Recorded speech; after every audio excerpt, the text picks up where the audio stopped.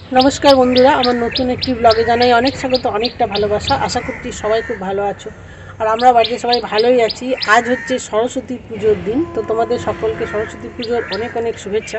দেখো, জুহু সকালবেলায় পাঞ্জাবি পরেছে, তোমাদেরকে দেখাবো ঠিক করে ওকে পাঞ্জাবি পরে কেমন লাগছে। আপাতত জুহুকে একটু চা দেওয়া হয়েছে, আর এখানে আমার জন্য একটু চা আছে, আর আমি এখানে গোটা সিদ্ধ বসিয়েছি। ঠিক আছে, নিচে আমার শাশুড়িমা রান্না করছে, আর আমি এখানে যে ঠাকুরের নিয়ম করে গোটা সিদ্ধ হয়, তো সেই গোটা সিদ্ধ বসিয়েছি। তোমাদেরকে একবার ঘুরে দেখিয়ে দিচ্ছি। আর উপরে যেহেতু আমাদের একটা উনুন আছে, তো উনুনের মধ্যে গোটা সিদ্ধটা বসানো হয়েছে। এটা আমাদের নিয়ম, মানে একটু কালি ফেলতে হয়। তো আজকাল তো অনেকে গ্যাসে করে, তো তখন একটু কাগজ জেলে কালি ফেলে দেয়, মানে যে জায়গাটায় গোটা সিদ্ধ হয়।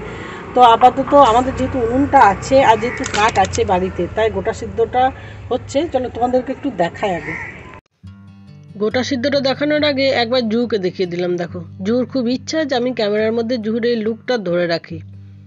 ঠিক আছে, তবে মেয়েটি তো ভারী বদমাইশ, কত রকম অঙ্গভঙ্গিমা করবে। ক্যামেরা যেহেতু অন করেছি, দেখো কীরকম বদমাইশ, দেখো। ঠিক আছে, আর এদিকে দেখো গোটা সিদ্ধটা বসিয়েছি এভাবে উনানের মধ্যে। আর উনানে রান্না করতে কিন্তু আমার খুব একটা খারাপ লাগে না, যদি রোদ্দুরটা একটু কম থাকে।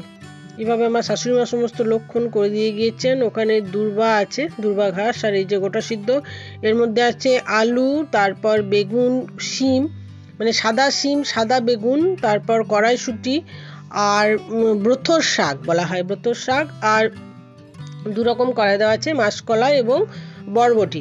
তার সাথে আছে 7 কলাই, মানে 7 রকমের কলাই মিশিয়ে এই গোটা সিদ্ধটা আমাদের করতে হয়, এটাই নিয়ম।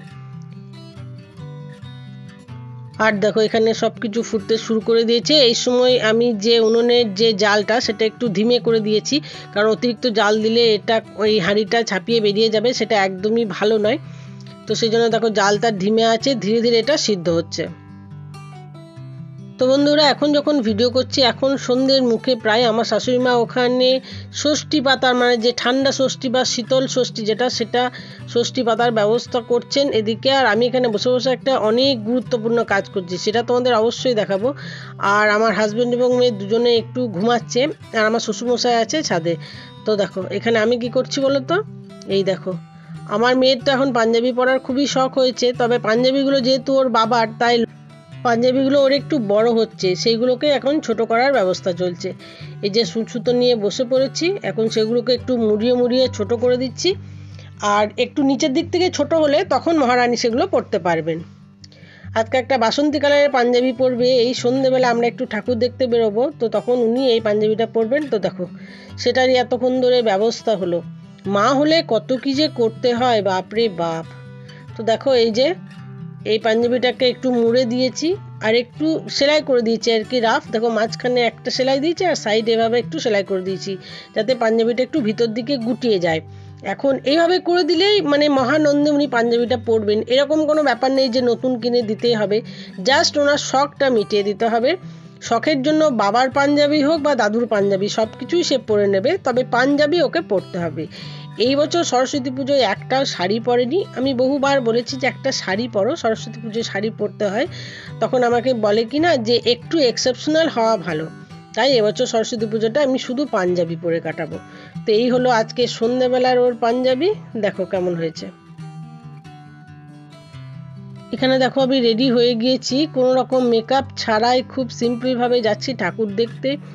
আর এই যে একটু জাস্ট লিপস্টিক লাগিয়েছি, আর আমার মেয়ে জোর করে একটা কানের দুল পরিয়েছে। আজকে এই শাড়িটা পরেছি, এটা আমার অনেক পছন্দের একটা শাড়ি ছিল একটা সময়। আমার হাজব্যান্ড 1 বছর পয়লা বৈশাখে আমাকে এই শাড়িটা কিনে দিয়েছিল, আর সত্যি কথা বলতে শাড়িটা সেই মুহূর্তে দুর্দান্তই ছিল। এখন জানি না কেন এই ধরনের শাড়ি পরি না বলে শাড়িটা একটু অন্যরকম লাগছে, তবে অনেক দিন পর মনে হলো একটু পরি বের করে। আর দেখো আমরা তিনজনে বেরিয়ে পড়েছি আমাদের রথ নিয়ে, ওই শাড়িটার সাথে ম্যাচিং করে সোয়েটার পরেছি। আর সবার প্রথম চলে এসেছি অগ্রণী সমাজের ঠাকুর দেখতে। অগ্রণী সমাজটা হচ্ছে আমাদের যিনি সাঁইথিয়ার বর্তমান চেয়ারম্যান, তো তারই বাড়ির মানে পুজো, প্রত্যেকটা পুজোতেই তার বাড়িতে বিভিন্ন ধুমধাম হয়। তো এখানে এসেছি আজকের প্রথম ঠাকুর দেখতে। আর এবছরে এখানকার ঠাকুরের থিমটা হচ্ছে বেশ সুন্দর। চলো একটু দেখাই তোমাদের ভিতরে গিয়ে। দেখো এই বছরের সরস্বতী পুজোর থিম হচ্ছে ছাদনাতলা, ভাবতে পারা যায়? ভীষণ ইউনিক, ভীষণ একটু অন্যরকম, তবে বেশ ভালো লাগছিল। আর ছাদনাতলা, বিয়ে বাড়ি, এ সমস্ত কিছু কারই বা ভালো না লাগে বলো। তো চলো একটু ভিতর দিকে দেখাই তোমাদের। দেখো এখানে আমার মেয়ের তো বিভিন্ন টাইপের ফটোশ্যুট চাই, ওর বাবাকে সেগুলোই বলছে, আর আমি সেই মুহূর্তে আমার নিজের একটু কাজ করে নিচ্ছি। তোমাদের জন্য একটু তুলে রাখছি ক্লিপিং, জাস্ট তোমাদের একটু ভালো লাগবে। বিভিন্ন জন বিভিন্ন প্যান্ডেলে হয়তো ঘুরছো, বিভিন্ন ধরনের পুজো মণ্ডপগুলো শেয়ার করছো 5 জনের সাথে। তো আমি যেটুকু ঘুরেছি সেটুকু তোমাদেরকে একটু দেখিয়ে দিচ্ছি। দেখো এদিকে আছে গায়ে হলুদ, বিভিন্ন রকমের যে অনুষ্ঠানগুলো হয় সেগুলো সমস্ত এখানে উল্লেখ আছে। আর এই হচ্ছেন আমাদের বাগদেবী, অপূর্ব সুন্দর মূর্তি, একটু শান্ত, খুবই মানে স্নিগ্ধ, ঠিক আছে, শ্বেত বস্ত্র পরে। আর দেখো এখানে পুজো হয়ে গেছে, মায়ের মূর্তিটা দেখে ভীষণই ভালো লাগছিল, আর বিশেষ করে মায়ের এই চুলগুলো দেখে তো আমার বেশি ভালো লাগছিল। দেখো কি সুন্দর লাগছে না? আর এদিকে দেখো পুরো বিয়েবাড়িতে যেমন সাজায় সেরকম সুন্দরভাবে সাজানো হয়েছে, বেশ নতুনত্ব। এখানে সুন্দর একটা ঝাড়বাতির মতো আছে, সেটাও বেশ ভালো লাগছিল। আরও একটা মজার জিনিস দেখায়, দেখো এই দেখো উপরে এগুলো কি বুঝতে পারছো তোমরা? এগুলো হচ্ছে মাথার টোপর। যেহেতু এবছর এই সরস্বতী পুজোর থিম ছাদনাতলা, তাই মাথার টোপরও ঝুলিয়ে রাখা হয়েছে এখানে। এই পুজো মণ্ডপটির ভিতরে ঢুকে আমার মনে হয়েছে এখানে মানুষজন মা সরস্বতীকে কম দেখেছে, নিজেদের মধ্যে ছবি একটু বেশি তুলেছে। এত সুন্দর ভিতরটা ছিল, বিভিন্ন জন বিভিন্ন পোজে ছবি তুলছিল। আমার মেয়েও সেখানে বাদ যায়নি, আমার মেয়েও সেখানে অনেক ছবি তুলেছে। আমি বেশ কিছু ছবি আমার ভিডিও শেষে দিয়ে দেবো, তোমরা দেখে নিও।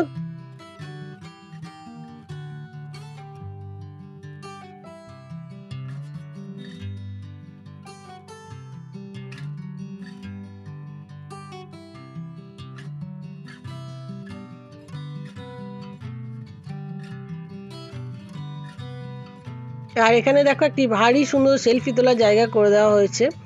তো খুব শখ করে আমার হাজব্যান্ডকে বললাম চলো একটু গিয়ে দাঁড়াই, একটু ছবি তুলি, কিন্তু ওনার মধ্যে সেরকম মানে রোম্যান্টিসিজম এই মুহূর্তে আসেনি যে উনি আমার সাথে গিয়ে এখানে ছবি তুলবেন। তো যাই হোক উনি বললেন যে না, এখানে ছবি তুলবো না, কেমন একটা অকওয়ার্ড লাগছে। আর এই পুজো প্যান্ডেল থেকে আমরা বেরিয়ে গেলাম। আর এখানে দেখো এসে একটা জায়গায় মোমো খেতে এসেছি।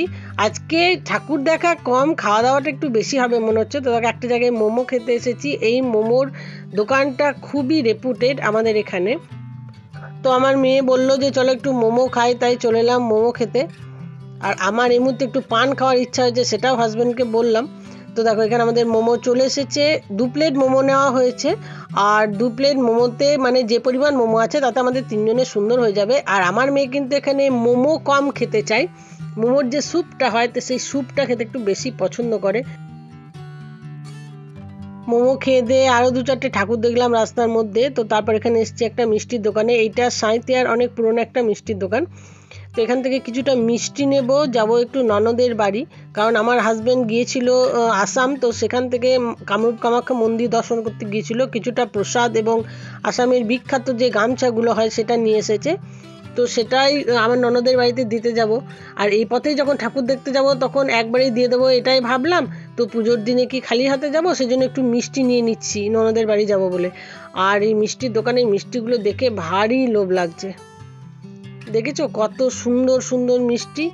আর এই যে এখন যে মিষ্টিটা দেখাচ্ছি এটা 1 পিস 8 টাকা করে দাম। তো এটা 1 পিসই কেনা হয়েছিল, আমার মেয়ের ভারী পছন্দের এটা। তো 1 পিস কিনে আমরা 3 জন মিলে টেস্ট করেছি, মানে খুব একটা বেশি মিষ্টি খাওয়ার ইচ্ছা নেই, তো ওই 1 পিস নিয়ে আমরা 3 জনে একটু টেস্ট করলাম। আর দেখো এখানে কত মিষ্টি আছে, কিন্তু এই মুহূর্তে মোমো খেয়ে আমাদের পেট পুরো ভর্তি হয়ে গেছে, তাই আর মিষ্টি নিচ্ছি না। তো চলো মিষ্টিটা নিয়ে এখন দিদির বাড়ি চলে যাই।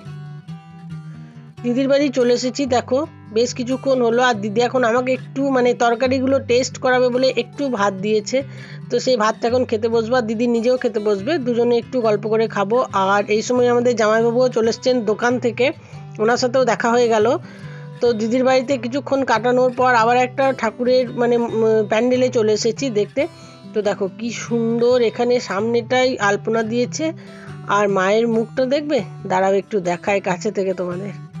দেখো ভারী মিষ্টি মায়ের মুখটা। আর এই ক্লাবটার নাম হচ্ছে চন্দ্রদূত ক্লাব। দেখো এবার যাচ্ছি আরও একটা ঠাকুর দেখার উদ্দেশ্যে। আর রাস্তার মধ্যে এই যে লাইটিংটা সেটা এত প্রিয় আমার, যে এটা রাস্তার মধ্যে দেখতে পেলে আমি শ্যুট করি। তো দেখো এখন বেশ কিছুটা রাস্তা চলে আসার পর এখানে চলে এলাম সাঁইথিয়া কলেজ। তো সাঁইথিয়া কলেজের এই জায়গাটা হচ্ছে সাঁইথিয়া কলেজের হোস্টেল। আর এই হোস্টেলটার এখানেও একটা খুব সুন্দর ঠাকুর করে।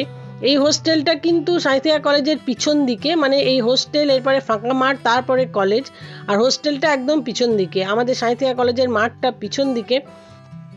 আজকে পুরো হোস্টেলটাকেও লাইট দিয়ে সাজিয়েছে। সামনে দেখো কত সুন্দর একটা রঙ্গোলি করেছে, দুর্দান্ত একটা রঙ্গোলি দেখলাম। মানে কি বলবো, মানে ভাষায় প্রকাশ করতে পারবো না, এত ভালো লাগছিল এই রঙ্গোলিটা দেখে। তো এই রঙ্গোলিটা দেখার পর এখানে মায়ের মুখটাও দেখলাম, এখানে মায়ের মুখটাও সুন্দর। আর এই যে সবুজ একটা লাইট দিয়েছে, এতে না আরও বেশি ভালো লাগছে মায়ের মুখটা। আর প্যান্ডেলটাও খুব সুন্দর করেছে, ভারী ভালো লাগছিল। তো এটাও দর্শন করলাম। এখানকার মাটা একটু অন্যরকম লাগলো, এখানকার মায়ের যে মূর্তিটা, তো বেশ ভালো লাগছিল। বিভিন্ন জায়গায় বিভিন্ন রকম মূর্তি তো হয়, তো এটা একটু অন্যরকম। আর দেখো এখন দেখাচ্ছি আমাদের কলেজের মাঠটা। ঠিক এই জায়গাটাতে আজ থেকে 1 বছর আগে এই সরস্বতী পুজোর সময় ঠাকুর দেখতে এসেছিলাম আমরা 3 জনে, এবং গাড়ি থেকে পড়ে গিয়েছিলাম, সেই ভিডিওটাও আমার আছে। আর এখন দেখো চলে এসেছি কলেজের সামনে। এটা হচ্ছে আমাদের সাঁইথিয়া কলেজ। এখানে আমি আমার গ্র্যাজুয়েশনটা কমপ্লিট করেছি। আমার অনেক প্রিয় আমার এই কলেজ। আর এই কলেজের একদম পাশে এখানে সরস্বতী পুজোর সমস্ত প্যান্ডেল, ঠাকুর সব কিছু হয়েছে। দেখো লাইটিংগুলো কি সুন্দর, তাই না? এবার চলো একটু এই ভিতর থেকে ঘুরে আসি যেখানে ঠাকুরটা হয়েছে। দেখো অসাধারণ করেছে, অসাধারণ, জাস্ট ভাষায় প্রকাশ করতে পারবো না, এত ভালো লাগছিল। দেখো এখানকার থিমটা কি সুন্দর, বিভিন্ন ধরনের বইয়ের নাম দেওয়া আছে, একটু অন্যরকম থিম। এর আগে একটা তোমাদেরকে দেখালাম ছাদনাতলা, সেটা একটু অন্যরকম, আবার এটাও দেখো এখন একটু অন্যরকম থিম দেখালাম। আর এই যে ভিতরে ঢুকে গিয়েছি, কত ছেলে মেয়ে, কত রকম তাদের গল্প, কত বন্ধুদের সাথে আড্ডা, সব কিছু চলছে।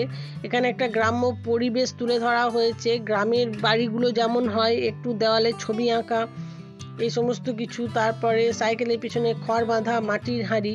আগেকার দিনে গ্রামের বাড়িগুলো এইরকমই হতো। আমি লবণধার গিয়েছিলাম, বর্ধমান জেলার লবণধার, যেটাকে আলপনা গ্রাম বলা হয়।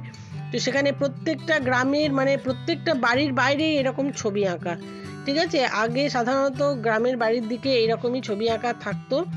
আর এই খেলনাগুলো তো আমাদের ছোটোবেলার খেলনা, তোমরা সবাই জানো। ওখানে বিভিন্ন রকমের ছবি আছে, সবাই মানে এমনি নিজেদের ছবিও তুলছে, বেশ ভালো লাগছিল, একটু অন্যরকম ফিলিংস আসছিল। আর সেই কলেজের দিনগুলোর কথা মনে পড়ছিল, কত স্মৃতি জড়িয়ে আছে এই কলেজের সাথে আমাদের। এই যে গাছগুলো, এই গাছের তলাগুলো, প্রচুর প্রচুর স্মৃতি আছে এই কলেজে। আমার হাজব্যান্ডের সাথে আমার প্রথম আলাপও এই কলেজেই হয়েছিল। তো একটু অন্যরকম জীবন পাল্টে যাওয়ার গল্প তো এই কলেজ থেকে শুরু হয়েছিল। তো দেখো এই যে গরুর গাড়ি, সেটাকেও সুন্দর করে ডেকোরেশন করেছে, বেশ ভালো লাগছে। তো আজকে কলেজের মাঠে দাঁড়িয়ে অনেক কিছু মনে পড়ছে, অনেক ভালো লাগা, খারাপ লাগা, আমার ভালোবাসা, সব কিছুই এখান থেকেই, মানে ভালোবাসাটা আমার বিয়ের দিকে গড়িয়েছিল এই কলেজে থেকে। এই কলেজে আমি পড়াশোনা করতাম এবং আমার হাজব্যান্ডের সাথে এখানেই আমার প্রথম আলাপ হয়েছিল।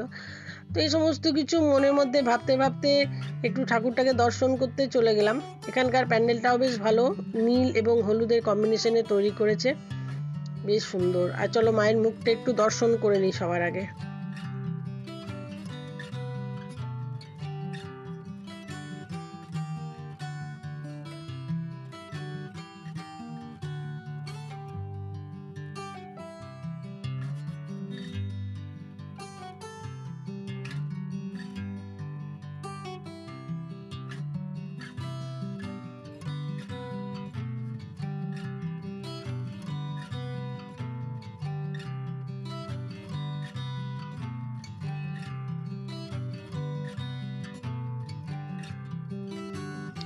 মাকে ভালোভাবে দর্শন করে চলে এলাম। এখন দেখো মায়ের যে মূর্তিটা, যে প্যান্ডেলটা, তার সামনেও এরকম সুন্দর রঙ্গোলি করা হয়েছে, কি ভালো লাগছে দেখে, তাই না? আর ওই যে দূরে সমস্ত লাইটিং, আমার জীবনের স্মৃতির খাতায় আরও একটি পাতা সংযোজিত হোক আজকের এই সমস্ত কিছু দেখে। আমার ফোনে এবং মনে ক্যামেরাবন্দি হয়ে থাকুক আজকের এই মুহূর্তগুলো। এই ধরনের লাইটিংগুলো আমার ভীষণ ভালো লাগে। আর এই পুরো জায়গাটা জুড়ে এত সুন্দর লাইটিং করা হয়েছে। এ দেখো এখানটাতেও অনেকে ছবি তুলছিল, কিন্তু আমি মেয়েকে জিজ্ঞাসা করেছিলাম, আমার মেয়ে বলল যে না, আর ছবি তুলবো না, এবার বাড়ি যাব। তো এখন বাড়ির পথেই মানে রওনা দেবো আমরা। আর এই যে মা আর মেয়ে প্রায় ম্যাচিং হয়ে গেছে জামা কাপড়। তাহলে চলো বন্ধুরা, আজকের দিনের এই সরস্বতী পুজোর ব্লগটা এখানে শেষ করছি। আমি আমার মতো ক্যামেরাবন্দি করে তোমাদের সামনে উপস্থাপনা করলাম। ব্লগটা তোমাদের কেমন লাগলো কমেন্ট করে জানিও। দেখা হবে তোমাদের সাথে আবার নতুন একটা ভিডিওতে। সবাই খুব ভালো থাকো, সুস্থ থাকো এবং আনন্দে থাকো।